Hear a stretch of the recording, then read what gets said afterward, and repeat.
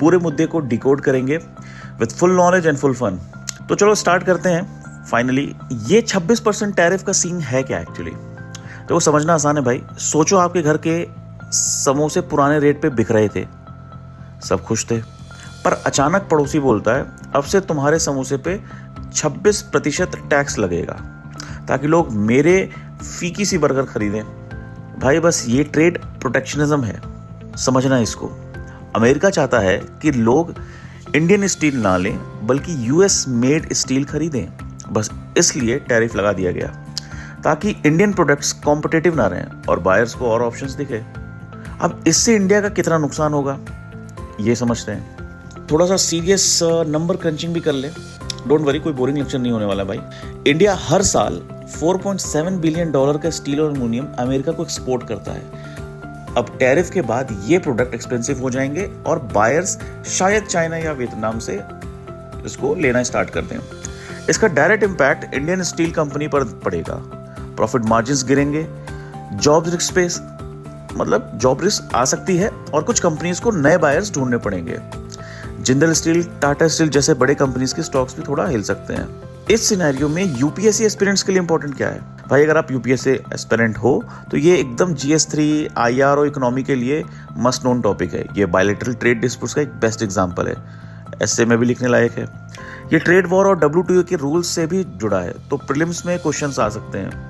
और हाँ, अगर इंडिया काउंटर टैरिफ लगाए तो IR और डिप्लोमेटिक रिलेशंस वाले एंगल को भी कवर किया जा सकता है। अगर हम यूपीएससी एस्पिरेंट्स को हटाएं और नॉर्मल लोगों पे देखें कि उन पर क्या असर पड़ेगा, तो वो एक बार देखते हैं। जैसे कि अब आप बोलोगे भाई हम तो स्टील बेचने वाले नहीं हैं, हमें क्या फ़र्क पड़ेगा? लेकिन भाई असली इम्पैक्ट तो समझ आएगा जब ये चीज़ें डायरेक्टली हमारी ज़िंदगी में दिखने लगेंगी।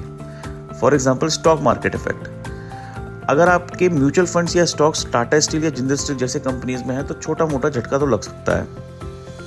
दूसरा, अगर हम जॉब लॉस की बात करें, स्टील और एल्युमिनियम सेक्टर में मिलियंस ऑफ जॉब्स हैं, मालूम ही है आपको। लेकिन अगर एक्सपोर्ट गिरते हैं तो नौकरियों पे भी तो इम्पैक्ट आएगा। उसके बाद अगर हम कंस्ट्रक्शन कॉस्ट की बात करें, स्टील कंपनी में नए बायर ढूंढने पड़ेंगे, तो वही इंडिया में प्राइस बढ़ सकती है। घर बनाना, ब्रिज बनाना सब कॉस्टली हो सकता है।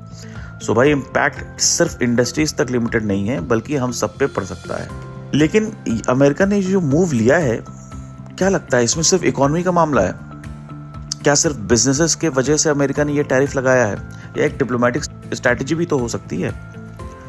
मुझे लगता है ये बिजनेस प्लस पॉलिटिक्स दोनों का कॉम्बो है। यूएस चाहता है इंडिया उनसे और ज़्यादा इंपोर्ट्स करे, जैसे defence equipment, tech, oil etcetera.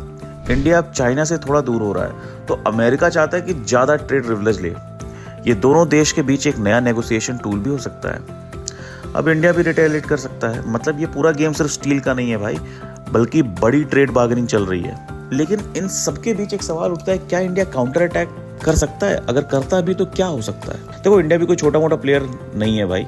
हम क्या कर सकते हैं इसमें? सबसे पहली चीज ट्रेड डाइवर्सिफिकेशन। हमें नए बायर्स ढूंढने होंगे और हम ढूंढ भी सकते हैं, जैसे Europe, Asian countries, middle east. हम रिटेलिएशन टैरिफ भी कर सकते हैं, जैसे 2019 में किया था। हम भी यूएस गुड्स पर टैक्स बढ़ा सकते हैं, जैसे एलिमेंट्स, एप्पल, बाइक पे कस्टम ड्यूटी, है ना, इस तरीके की चीज़ें। और तो और मेक इन इंडिया को बूस्ट कर सकते हैं। गवर्नमेंट इंफ्रास्ट्रक्चर प्रोजेक्ट्स में ज़्यादा स्टील यूज़ करके डोमेस्टिक डिमांड बढ़ा सकते हैं। मतलब भाई फाइट तो अभी बाकी है। अगर आपको समझ में आया हो तो फाइनल थॉट मेरा इस पे ये रहेगा कि दोस्तों ये टैरिफ एक टेम्पररी चैलेंज है, ना कि इकॉनमी का end game. Short term impact ज़रूर होगा, पर इंडिया के पास काफ़ी सोल्यूशंस भी हैं। तो अगर यूपीएससी एस्पिरेंट हो या नॉर्मल इकोनॉमी समझने की कोशिश कर रहे हो तो पैनिक बिल्कुल भी मत करो, समझो और इसको एनालाइज करो। अगर आपको ये एक्सप्लेनेशन पसंद आया तो एक लाइक मारो, शेयर करो और अपनी यूपीएससी गैंग के साथ इसमें कमेंट भी करके बताओ। कमेंट क्या करोगे आप? अगर मैं आपसे पूछूं कि इंडिया को रिटेलिएशन करना चाहिए या डिप्लोमेसी से काम लेना चाहिए, तो इस पर आपका क्या थॉट है? कमेंट सेक्शन में कमेंट करके बताइए। चलो दोस्तों, अगली बार मिलते हैं नए टॉपिक के साथ। तब तक के लिए जय हिंद, जय नॉलेज।